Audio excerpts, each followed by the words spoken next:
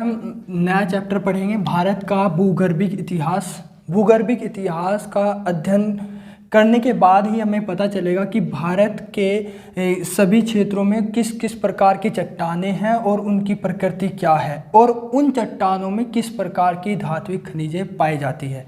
अब देखते हैं चट्टान यदि हम देखें प्राय दो रूप होते हैं चट्टानों के। कौन कौन से होते हैं? एक तो होता है आग्नेय चट्टानें और एक होती है अवसादी चट्टानें। आग्नेय चट्टानें देखें तो आग्नेय चट्टानों का निर्माण जो होता है वो मतलब पृथ्वी की आंतरिक शक्तियों के द्वारा होता है। आंतरिक शक्तियाँ जैसे देखो, जैसे पृथ्वी है हमारी, पृथ्वी की आंतरिक शक्तियाँ इस सतह पर देखो, इस सतह पर हम रहते हैं। पृथ्वी की अंदर जो शक्तियाँ होती हैं जैसे भूकंप हो गया, जैसे ज्वालामुखी हो गई, ज्वालामुखी के द्वारा जो बाहर लावा आता है उस लावा के द्वारा बनने वाली जो चट्टानें होगी वही कौन सी होगी? आग्नेय चट्टानें होगी। अब आग्नेय चट्टान से अवसादी चट्टान कैसे बदलती है? जब इनका निक्षेपण होता है, अपरदन होता है, तो ये किस रूप में बदल जाती है? अवसादी चट्टानों के रूप में बदल जाती है। अब देखो दो प्रकार की चट्टानें हैं, प्राय दो प्रकार की चट्टानें हैं। अब इन चट्टानों से पहले भी इनका कुछ इतिहास रहा हुआ है। भारत के भूगर्भिक इतिहास में उन चट्टानों को ही देखेंगे। अब देखो यदि हम देखेंगे कि भारत की चट्टानें कितनी प्रकार की हैं और भारत में कितने प्रकार की चट्टानें मिलती है, तो शुरुआत करते हैं भारतीय चट्टानों का वर्गीकरण। सबसे पहले भारतीय चट्टानों का वर्गीकरण। तो भारतीय चट्टानों का यदि हम वर्गीकरण देखें तो क्या चट्टान है वो देखते हैं। आर्कियन क्रम की चट्टान, आर्कियन क्रम की चट्टान मिलती है भारत में भी, और ये चट्टान सबसे पुरानी है, सबसे प्राचीन है। आर्कियन क्रम की चट्टान इसका नाम इसलिए रखा गया है जब पृथ्वी बनी थी, जब पृथ्वी का निर्माण हुआ था, जब पृथ्वी आग का गोला थी। आग का गोला जब आराम से ठंडा हुआ, रासायनिक क्रियाओं द्वारा उस पर बारिश हुई, बादल बने, बारिश हुई, बारिश होने के बाद वो ठंडी होती गई, तो सबसे पहले जो चट्टान बनी थी वो थी आर्कियन क्रम की चट्टान। यदि देखें विश्व में 86.7% जो चट्टान पाई जाती है वो आर्कियन क्रम की चट्टान ही पाई जाती है विश्व में। अब ये जो चट्टान है ये बहुत प्राचीन होने के कारण इनकी जो मूलभूत प्रकृति थी वो खत्म हो गई, समाप्त हो गई। अब यदि इन्हें देखेंगे तो हम इन्हें देखते हैं निस और शिष्ट के रूप में, निस और शिष्ट के रूप में देखते हैं।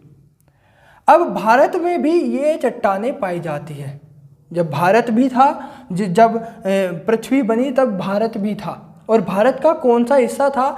गोंडवाना लैंड। अब देखो गोंडवाना लैंड कौन सा हिस्सा कहलाता है भारत का? जो प्रायद्वीपीय पठार है, जो स्थल तीनों ओर से जल से घिरा हो उसे प्रायद्वीप कहते हैं। भारत का जो प्रायद्वीपीय पठार है इसे गोंडवाना हिस्सा कहा गया है। अब ये गोंडवाना हिस्से में ही सबसे ज़्यादा क्या पाई गई है? आर्कियन क्रम की चट्टानें। कहा जाता है भारत में 2/3 हिस्सा जो है वो आर्कियन क्रम की चट्टानें ही है। देखो आर्कियन क्रम की चट्टानें बहुत प्राचीन होने के कारण धात्विक और अधात्विक खनिज इसमें सबसे ज़्यादा पाई जाती है। मतलब कहा जाता है कि धात्विक और अधात्विक खनिज की बात करें तो इसकी संपदा है इसमें आर्कियन क्रम की चट्टानों में। आर्कियन क्रम की चट्टानों में कौन कौन सी धात्विक और अधात्विक खनिज प्राप्त होते हैं?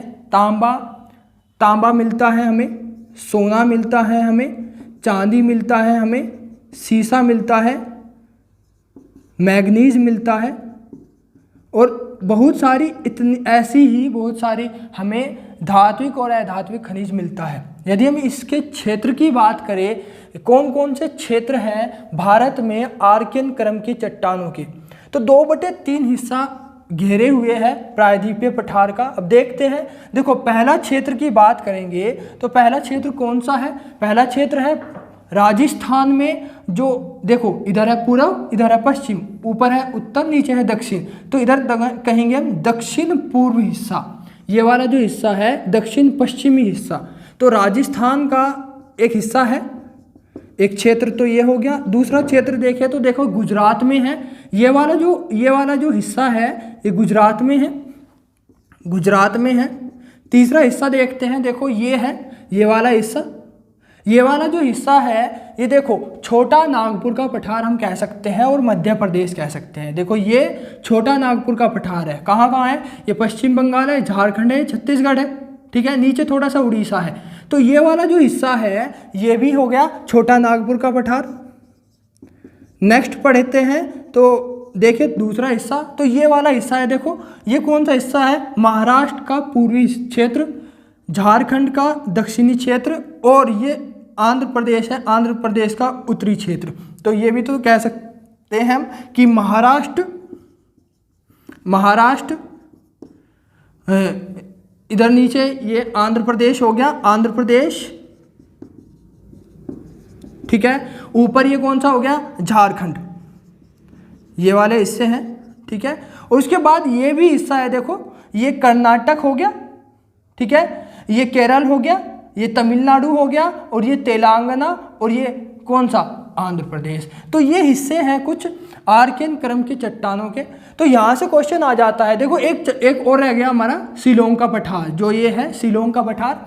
तो ये यहाँ से क्वेश्चन आ जाता है कि भारत के किस हिस्से में, किस क्षेत्र में आर्कियन क्रम की चट्टान नहीं पाई जाती है।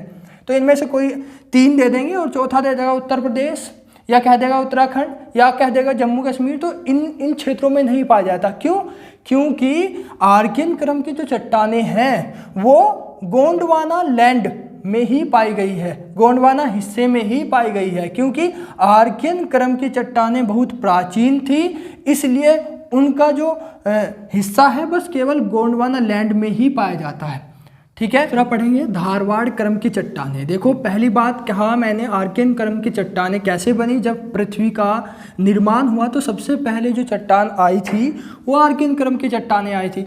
अब दूसरा जो है वो है धारवाड़ क्रम की चट्टान। धारवाड़ क्रम की चट्टान कैसे इसका निर्माण हुआ और क्यों बनी, ये पहले क्वेश्चन होता है इसका। तो इसका निर्माण देखो, मानते हैं आर्कियन क्रम की चट्टान सबसे पहली थी, मूलभूत चट्टान थी, मान लिया ये आर्कियन क्रम की चट्टानें हैं।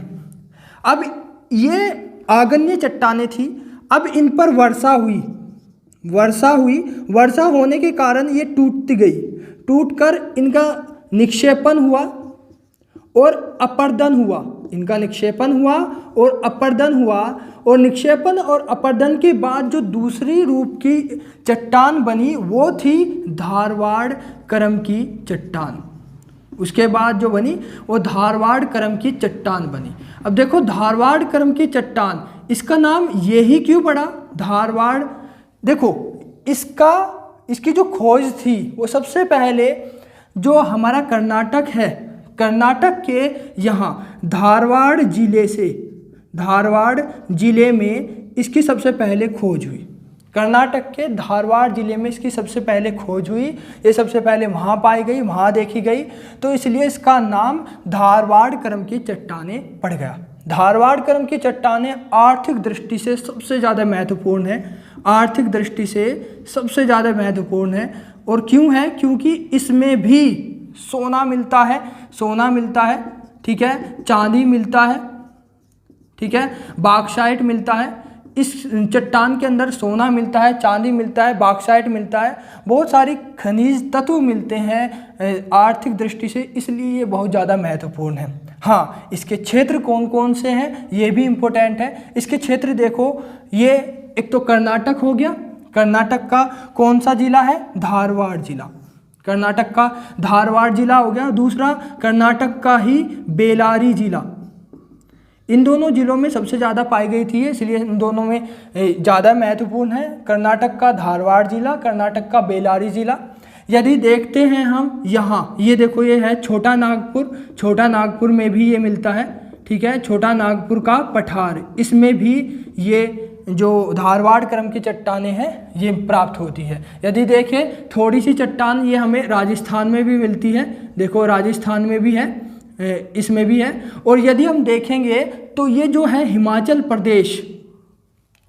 प्रदेश में भी धारवाड़ क्रम की चट्टानें मिलती है। और ऊपर जाए थोड़ा सा जम्मू कश्मीर में भी धारवाड़ क्रम की चट्टानें मिलती है, जो अब लद्दाख में है। देखो ये वाला जो क्षेत्र है ये लद्दाख में है, लद्दाख में चलेगा तो लद्दाख में भी धारवाड़ क्रम की चट्टानें मिलती है। तीसरी चट्टान पढ़ते हैं, तीसरी चट्टान कौन सी है? देखो तीसरी चट्टान का नाम है कुडप्पा क्रम की चट्टानें। तीसरी चट्टान का नाम क्या है? कुडप्पा क्रम की चट्टान। कुडप्पा क्रम की चट्टान का निर्माण कैसे हुआ, पहले ही क्वेश्चन ये है। तो इसका निर्माण कैसे हुआ? जैसे आर्कियन का अपर्दन और निक्षेपण हुआ तो धारवाड़ की बनी, धारवाड़ का अपर्दन और निक्षेपण होगा, अब इसका भी अपर्दन और निक्षेपण होगा। अपर्दन और निक्षेपण का मतलब ये है कि देखो जब धारवाड़ क्रम की चट्टानों पर वर्षा होगी, धूल मिट्टी पड़ेगी, हवा से उस चट्टान का अपर्दन होता चले जाएगा, कटती चली जाएगी, काटने के बाद वो कहीं और दूसरी जगह इकट्ठी होगी, उसके बाद जो इकट्ठी होगी बनेगी दूसरी चट्टान का निर्माण होगा, उसे कहा गया कुडप्पा क्रम की चट्टान। अब देखो कुडप्पा क्रम की चट्टान क्यों महत्वपूर्ण है हमारे लिए, क्योंकि इसमें सबसे ज़्यादा बलुआ पत्थर मिलता है, बलुआ पत्थर मिलता है, चूना पत्थर मिलता है, चूना पत्थर मिलता है। और यदि देखें तो संगमरमर भी इसके अंदर ही मिलता है, संगमरमर इसके अंदर ही मिलता है। तो कुडप्पा क्रम की चट्टान भी बहुत महत्वपूर्ण है, इसमें बलुआ पत्थर मिलता है, चूना पत्थर मिलता है, संगमरमर मिलता है। हाँ, इसके क्षेत्र कौन कौन से हैं और इसका नाम क्यों पड़ा कुडप्पा क्रम की चट्टान? देखो इसके क्षेत्र देखते हैं तो सबसे पहले जो इसे खोजा गया था तो वो था आंध्र प्रदेश। आंध्र प्रदेश में कुडप्पा नामक एक जिला था, कुडप्पा नामक एक जिला था, उस कुडप्पा नामक जिले से ही इसकी सबसे पहले खोज हुई थी, इसलिए इसका नाम कुडप्पा क्रम की चट्टान पड़ी। आंध्र प्रदेश में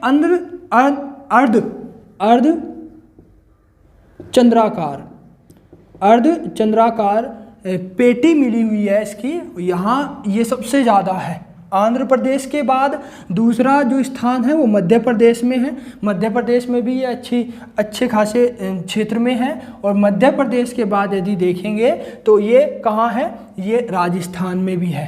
तो इसके 3 क्षेत्र हैं, आंध्र प्रदेश हो गया, आंध्र प्रदेश के बाद मध्य प्रदेश हो गया, और मध्य प्रदेश के बाद जो तीसरा क्षेत्र है वो कहाँ है, राजस्थान। तो राजस्थान में भी ये मिलती है। अब आगे पढ़ते हैं, चौथा चट्टान कौन कौन सी है। देखो चौथी चट्टान का निर्माण और इसका क्षेत्र थोड़ा अलग है, इसे देखेंगे। चौथा चट्टान है गोंडवाना प्रकार की चट्टान। देखो गोंडवाना प्रकार की चट्टान देखते हैं कहाँ है और इसका निर्माण कैसे हुआ। सबसे पहले तो इसका देखते हैं निर्माण कैसे हुआ, कब हुआ। गोंडवाना प्रकार की चट्टान, देखो गोंडवाना प्रकार की चट्टान का निर्माण हुआ है जुरासिक एज में, जो जुरासिक काल था, जुरासिक युग था, उसमें जुरासिक युग आपने मूवी भी देखी होगी जुरासिक पार्क, जिसमें बड़े बड़े क्या है, डायनासोर हैं, बड़े बड़े पेड़ पौधे हैं। उस टाइम गोंडवाना प्रकार की चट्टानों का निर्माण हुआ। कैसे हुआ, उस टाइम क्या था, बहुत बड़े बड़े पेड़ होते थे, मान लिया इतने बहुत ज़्यादा बड़े बड़े पेड़ होते थे, ठीक है, पेड़ों की मोटाई जो थी वो ज़्यादा बड़ी थी। ये पेड़ गिर गए अचानक, कुछ भी मतलब प्राकृतिक आपदा आने के कारण ये गिर गए, सड़ गए और नीचे दब गए। नीचे दबने के कारण क्या हुआ, अब देखो जब ये पेड़ नीचे गिरेंगे, दब जाएंगे, तो क्या होगा, इनके ऊपर मिट्टी जमती चली गई। अब मान लिया इनके ऊपर मिट्टी जमती चली गई और ये नीचे दबते चले गए। जैसे जैसे नीचे दबे, इनके ऊपर मिट्टी आती गई, तो इनके अंदर एक तो ताप बढ़ा, ठीक है, और एक दाब बढ़ा। ताप और दाब बढ़ने के कारण इन पेड़ों का क्या बन गया, कोयला बन गया, ठीक है, इनका क्या बन गया, कोयला बन गया। तो मैं कह सकता हूं कि गोंडवाना प्रकार की चट्टानों में सबसे ज़्यादा कोयला पाया जाता है। ठीक है। यदि हम भारत में देखें तो भारत में गोंडवाना प्रकार की चट्टानों में 98%, 98% जो कोयला है भारत का, वो भारत की कौन सी चट्टानों में पाया जाता है? गोंडवाना प्रकार की चट्टानों में ही पाया जाता है।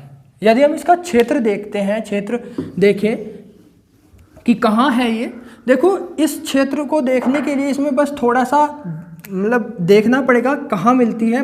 जैसे ये मिलती है नदी घाटियों में, ये मिलती है नदी घाटियों में।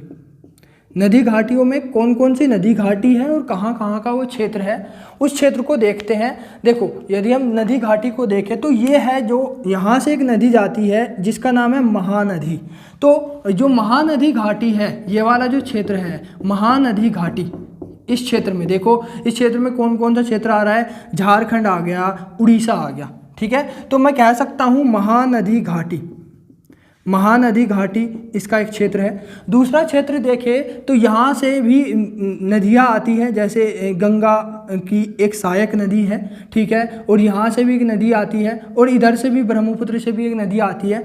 तो ये भी इसके क्षेत्र हो गए, ठीक है। एक तो ये है, ठीक है, असम हो गया, ठीक है, ये वाला क्षेत्र हो गया, सिक्किम हो गया, ठीक है। मैं ये भी कह सकता हूँ पश्चिम बंगाल भी हो गया। तो मैं कह सकता हूँ महानदी घाटी हो गई जैसे, ठीक है, असम हो गया, ठीक है, सिक्किम हो गया, मेघालय भी हो गया, मेघालय, ठीक है, मेघालय होगा। इन क्षेत्रों में गोंडवाना प्रकार की चट्टानें पाई जाती है, ठीक है। और यदि हम देखेंगे तो ये छोटा नागपुर का पठार तो पूरा होगा, क्योंकि छोटा नागपुर के पठार में ही सबसे ज़्यादा क्या मिलता है? कोयला। तो छोटा नागपुर का पठार तो है ही, छोटा नागपुर का पठार, तो छोटा नागपुर का पठार भी हो गया इसी क्षेत्र में। तो मैं कह सकता हूँ कि गोंडवाना प्रकार की चट्टानों में ही क्या मिलता है? कोयला मिलता है। क्यों मिलता है? हमने देखा है, तो नदी घाटियों में भी मिलता है गोंडवाना प्रकार की चट्टानें। कौन कौन सी नदी घाटी है? महानदी घाटी है, असम है, सिक्किम है, मेघालय है, छोटा नागपुर का पठार है, और कुछ क्षेत्र ऊपर भी है। कौन सा क्षेत्र है? जम्मू कश्मीर, जो केटू पर्वत है ना यहाँ, ठीक है, केटू पर्वत से थोड़ा नीचे आए कारगिल वाला क्षेत्र है, वहाँ है। जो कारगिल वाला क्षेत्र है, कारगिल में ही हमें एंथ्रेसाइट प्रकार का कोयला मिलता है, ठीक है, एंथ्रेसाइट प्रकार का कोयला मिलता है। यदि हम देखो, दो चीज़ें हैं, 98% कोयला भारत में जो मिलता है वो मिलता है बिटुमिनस प्रकार का। बिटुमिनस प्रकार का जो 2% है वो कौन सा मिलता है? एंथ्रेसाइट प्रकार का। ये कोयले की सबसे उच्च कोटि है एंथ्रेसाइट। कोयले की द्वितीय उच्च कोटि जो है वो है बिटुमिनस, ठीक है, फिर है लिग्नाइट और फिर है पीट। तो सबसे ऊपर जो मिलता है वो हमें मिलता है केटू पर्वत से नीचे, थोड़ा सा नीचे जाके कारगिल पड़ता है। कारगिल जहाँ युद्ध हुआ था भारत और पाकिस्तान का, एंथ्रेसाइट प्रकार का कोयला मिलता है, वहाँ भी गोंडवाना प्रकार की चट्टानें मिलती है। नेक्स्ट जो टॉपिक है वो है दक्कन का पठार। दक्कन का पठार, कब इसका निर्माण हुआ और कैसे हुआ? दक्कन का पठार, या कह सकते हैं दक्कन ट्रैप। देखो दक्कन का पठार या दक्कन ट्रैप क्यों कहा गया, उसके बाद में बात करेंगे। पहले देखते हैं कि इसका निर्माण कैसे हुआ। निर्माण कब हुआ? देखो, निर्माण क्रिटेशियस युग, एक युग है जिसका नाम है क्रिटेशियस युग, के अंत में इसका निर्माण हुआ, ठीक है। क्रिटेशियस युग में इसका निर्माण हुआ। और कैसे हुआ इसका निर्माण वो देखते हैं। देखो, इसका निर्माण ज्वालामुखी उद्गार से हुआ। ज्वालामुखी उद्गार कैसे? देखो, जब भारत का जो गोंडवाना लैंड का हिस्सा अफ्रीका से टूट के जा रहा था, ठीक है, तो अफ्रीका से टूट के जा रहा था, तो ये वाला जो हिस्सा है भारत का पश्चिमी जो हिस्सा है, इसके अंदर से ज्वालामुखी उद्गार हुआ। यहाँ ज्वालामुखी उद्गार हुआ। ज्वालामुखी उद्गार होने के कारण पूरे इस क्षेत्र में क्या हो गया? इस क्षेत्र में लावा ही लावा फैल गया। इस क्षेत्र में पूरे में लावा ही लावा फैल गया, और लावा फैलने के कारण यहाँ सीढ़ीदार क्षेत्र बन गया, ये पूरा सीढ़ीदार क्षेत्र बन गया, मतलब ऐसे फैल गया लावा ऐसे, ठीक है। जब ऐसे फैल जाएगा तो परतदार सीढ़ीदार ये क्षेत्र बन गया, और इस क्षेत्र को ही दक्कन ट्रैप कहा जाता है। एक दक्कन ट्रैप इसे ही कहा जाता है। अब यहाँ लावा क्षेत्र बन गया।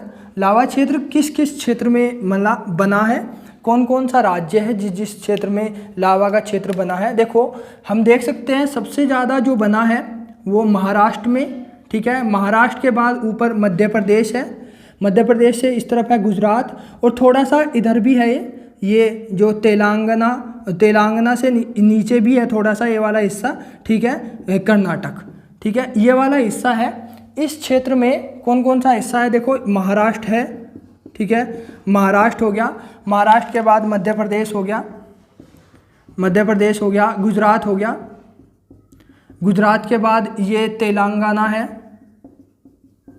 ठीक है, और ये कौन सा हिस्सा है, कर्नाटक, इस क्षेत्र में है। इस क्षेत्र में दक्कन ट्रैप है, ठीक है। तो पूछा जाता है कि भारत के कौन से हिस्से में सबसे ज़्यादा दक्कन ट्रैप है, तो भारत का सबसे ज़्यादा हिस्सा कौन सा है, महाराष्ट्र है। महाराष्ट्र के बाद थोड़ा सा ये वाला भी हिस्सा, ये और ये इधर भी और इधर भी, ठीक है। तो हम देख सकते हैं। हाँ, अब देखते हैं दक्कन ट्रैप में लावा निर्मित पठार है, लावा निर्मित पठार है, लावा निर्मित पठार। अब लावा भी काले रंग का होता है, ठीक है, वो भी भुरभुरा कर उसमें मिट्टी बन गई, उसका भी अपर्दन हुआ, ठीक है, निक्षेपण हुआ, और उससे जो मिट्टी बनी है उस मिट्टी का नाम क्या पड़ा है, काली मिट्टी। जो उससे मिट्टी बनी है उस मिट्टी का नाम काली मिट्टी पड़ा है, या मैं कह सकता हूँ रेंगूर मिट्टी भी कहा जाता है। उसी मिट्टी को काली मिट्टी या रेंगूर मिट्टी भी कहा जाता है। इस काली मिट्टी में सबसे ज़्यादा जो उत्पादन होता है वो किसका होता है कपास का। कपास का सबसे ज़्यादा उत्पादन होता है इस मिट्टी में, इसलिए इस मिट्टी को कह सकते हैं कपासी मिट्टी भी इसी मिट्टी को कहते हैं, कपासी मिट्टी भी इसी मिट्टी को कहते हैं, ठीक है। नेक्स्ट है विंध्यन चट्टानें। नेक्स्ट है विंध्यन चट्टानें, और विंध्यन चट्टानें कहाँ है और इसका नाम ऐसे कैसे पड़ गया विंध्यन चट्टान, ठीक है, ये देखेंगे, और ये क्यों महत्वपूर्ण है हमारे लिए ये भी देखेंगे। तो विंध्यन चट्टान, देखो विंध्यन पर्वत श्रेणी के नाम पे ही इस चट्टान का नाम विंध्यन चट्टान पड़ा। एक विंध्यन पर्वत श्रेणी है। विंध्यन पर्वत श्रेणी कहाँ है, एक विभाजक लाइन है जो गंगा का मैदान है। देखो ये गंगा का मैदान है ऊपर उत्तर प्रदेश वाला, और ये है दक्कन का पठार। इन दोनों के बीच में स्थित है ये जो स्थिति है, ये है विंध्यन पर्वत श्रेणी। ये वाली जो स्थिति है ये विंध्यन पर्वत श्रेणी है। तो इसी के ही गिरि पद पर जो इसकी तलछटी है लास्ट नीचे है, वहीं पाई जाती है विंध्यन प्रकार की चट्टानें, ठीक है। तो हम क्षेत्र देख सकते हैं, आप क्षेत्र बता सकते हो। उत्तर प्रदेश हो गया थोड़ा सा, ठीक है, मध्य प्रदेश हो गया, पूरा मध्य प्रदेश है, सबसे ज़्यादा मध्य प्रदेश में है, थोड़ा सा राजस्थान है, ठीक है। तो हम यहाँ से क्षेत्र तो हमने देख लिया कौन कौन से हैं। यदि हम देखेंगे तो ये महत्वपूर्ण हमारे लिए क्यों है। यहाँ चूना पत्थर मिलता है, चूना पत्थर मिलता है, बलुआ पत्थर मिलता है, बलुआ पत्थर मिलता है। तो ये चूना पत्थर बलुआ पत्थर के लिए सबसे ज़्यादा महत्वपूर्ण चट्टान है। चूना पत्थर यदि देखेंगे तो सीमेंट उद्योग के लिए सबसे ज़्यादा महत्वपूर्ण है। सीमेंट जो बनता है वो चूना पत्थर को मिलाकर ही बनता है, चूने पत्थर से ही बनता है। तो यदि हम देखें चूना पत्थर बलुआ पत्थर ही विंध्यन पर्वत चट्टानों में पाया जाता है। तो ये भी हमारे लिए आर्थिक दृष्टि से महत्वपूर्ण है, ठीक है। टर्शियरी क्रम की चट्टान, टर्शियरी क्रम की चट्टान कहाँ पाई जाती है, तो टर्शियरी क्रम की चट्टान पाई जाती है हिमालय क्षेत्र में। हिमालय जो है उसके जो गिरिपाद है, मतलब जो तलछटी है उसकी, उसमें पाई जाती है। देखो यदि हम देखते हैं हिमालय वाला जो क्षेत्र है यहाँ से शुरू होता है हिमालय और यहाँ जाकर ख़त्म हो जाता है, ठीक है। तो यहाँ से शुरू होता है, तो यदि हम देखेंगे तो हिमालय का ये वाला जो क्षेत्र है, ये वाला जो क्षेत्र है, इस क्षेत्र में पाई जाती है टर्शियरी क्रम की चट्टानें। तो इस क्षेत्र में कौन कौन से राज्य आते हैं? हिमाचल प्रदेश आता है, उत्तराखंड आता है, उत्तर प्रदेश आता है, बिहार आता है, पश्चिम बंगाल आता है, सिक्किम आता है, अरुणाचल प्रदेश आता है, असम आता है। ये वाले क्षेत्र हैं। इन क्षेत्रों में टर्शियरी क्रम की चट्टानें पाई जाती हैं। यदि हम निष्कर्ष निकाले भारतीय चट्टानों का वर्गीकरण का, तो सबसे पहली प्राचीन जो सबसे पहली चट्टान थी वो कौन सी थी? आर्कियन क्रम की चट्टान। तो पूछ सकता है कि सबसे पुरानी चट्टान कौन सी होगी? तो आर्कियन क्रम की चट्टान है। हाँ, इसके क्षेत्र पूछ सकता है और ये किस रूप मतलब कहाँ से महत्वपूर्ण है ये भी पूछ सकता है। उसके बाद देखेंगे तो आर्कियन क्रम की चट्टानों का निक्षेपण हुआ, अपरदन हुआ, ये टूटी फूटी टूट फूट के दूसरे क्रम की चट्टानें बनाई। और ये दूसरी क्रम की चट्टान थी धारवाड़ क्रम की चट्टान। तो धारवाड़ क्रम की चट्टान थोड़ी सी ज़्यादा महत्वपूर्ण है क्योंकि ये इनमें सोना, चांदी, मैग्नीज, लोहा, तांबा मिलते हैं। ठीक है, धारवाड़ क्रम की चट्टान देखी। फिर इनमें भी अपरदन हुआ, अपक्षय हुआ, निक्षेपण हुआ और इनके अपरदन, अपक्षय और निक्षेपण के कारण बना है कुडप्पा क्रम की चट्टानें। कुडप्पा क्रम की चट्टानें। तो तीसरे नंबर पे जो हमारी चट्टान आई वो कुडप्पा क्रम की चट्टान आई, ये हमने पढ़ी है। कुडप्पा क्रम की चट्टान के एकदम बाद हमने देखी है गोंडवाना प्रकार की चट्टानें। गोंडवाना प्रकार की चट्टानें कौन कौन सी है, कहाँ पाई जाती है, इसमें क्या क्या होती है? तो गोंडवाना प्रकार की चट्टान पढ़ी हमने। गोंडवाना प्रकार की चट्टान के बाद हमने पढ़ी है दक्कन ट्रैप। तो चौथे पांचवें नंबर पे हमने पढ़ा है दक्कन ट्रैप। दक्कन ट्रैप के बाद हमने पढ़ी है विंध्यन प्रकार की चट्टानें और विंध्यन प्रकार की चट्टान के बाद पढ़ी हमने टर्शियरी प्रकार की चट्टानें। तो ये हमने कुछ चट्टान पढ़ी है। ठीक है, टर्शियरी प्रकार की चट्टान। यहाँ से क्वेश्चन आते हैं कौन सा क्षेत्र है, क्यों इम्पोर्टेंट है, क्यों महत्वपूर्ण है, और ये भी पूछ लेता है कि क्रम के अनुसार बताइए कौन सी पुरानी है और कौन सी नई है। तो सबसे नई जो प्रकार की है वो है टर्शियरी प्रकार की चट्टान और सबसे पुरानी जो है वो आर्कियन क्रम की चट्टान। धारवाड़ कौन से नंबर पे आती है, कुडप्पा कौन से क्रम नंबर पे आती है, ऐसे पूछा जाता है क्वेश्चन। तो आज हमने जो पढ़ा है भारत का भूगर्भिक इतिहास, ये पूरा होता है, कंप्लीट होता है। कल से हम जो पढ़ेंगे वो पढ़ेंगे भारत का भौतिक विभाजन, और उस विभाजन में हम बहुत सारी चीज़ें पढ़ेंगे, अच्छी अच्छी चीज़ें पढ़ेंगे।